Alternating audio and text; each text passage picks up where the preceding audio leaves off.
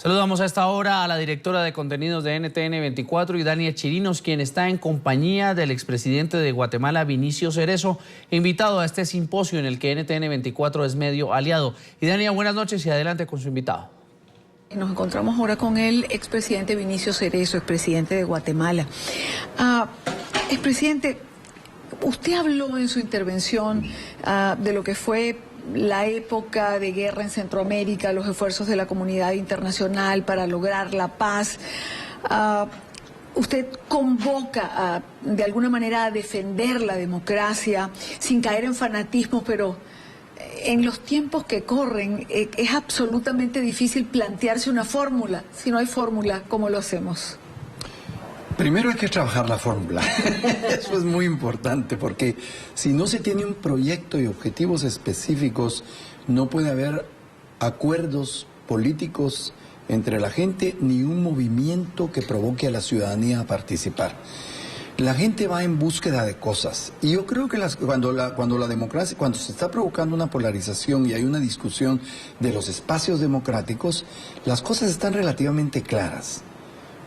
Nosotros sabíamos que teníamos que terminar con los gobiernos militares, que teníamos que iniciar un proceso de reordenamiento económico, y así le llamamos, reordenar la economía del país, y además que debíamos crear las condiciones para una participación libre de la gente. Los proyectos están claros.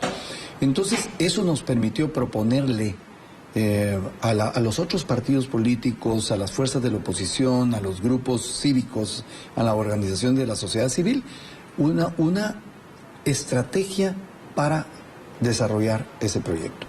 Eso es lo primero que se tiene que hacer. Después es un trabajo de superar todas las diferencias y unificarse. Sin unidad no es posible enfrentar a los gobiernos muy organizados que están tratando de utilizar el poder para concretar su poder.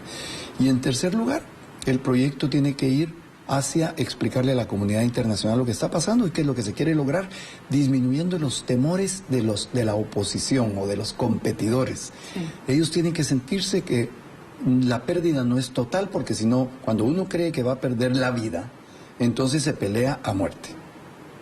Ahora, fíjese, usted habla de la unidad.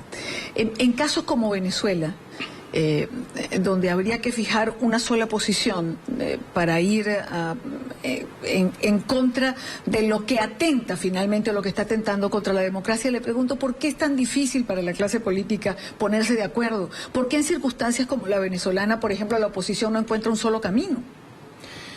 Porque no hay un proyecto común. O sea, si quiere poner de acuerdo. Pero el proyecto no tendría que ser el proyecto país, por ejemplo. Pero claro, hay que definir cuál es el proyecto país. O sea, ¿qué es lo que queremos? Si no hay propósitos que se compartan, no hay posibilidades de unidad.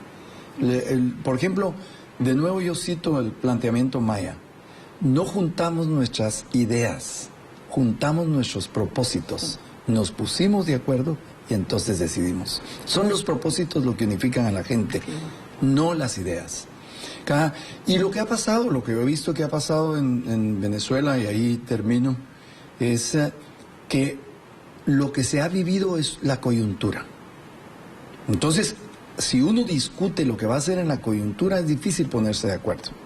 Hay líderes importantes entre los jóvenes y en la oposición, y seguramente hasta podrían haber algunos acercamientos con los grupos que están en el gobierno, pero se tiene que tener un proyecto, y ese proyecto tiene que vincular a todo el mundo, pero es muy difícil de conseguir. Cuando se consigue, se gana. Una última pregunta, presidente Cerezo. ¿La democracia en la región está en riesgo? Si no enfrenta los problemas que se mencionaron ahora, que mencionó la licenciada Salguero de la Fundación Esquipulas, que mencioné yo, que pensionó Enrique Iglesias, si la democracia no enfrenta sus retos de fondo, como son el desarrollo económico y social, la inclusión de las mujeres y de los jóvenes, las oportunidades, si la democracia no es capaz de enfrentar sus retos históricos actuales, puede venirse abajo la democracia. La democracia no está garantizada. La democracia, como el doctor Calvani, un gran venezolano, ¿verdad?, decía, donde no hay democracia, hay que construirla. Donde se construyó, hay que consolidarla. Y donde está consolidada, hay que perfeccionarla. Nunca se termina con la democracia. Muchísimas gracias.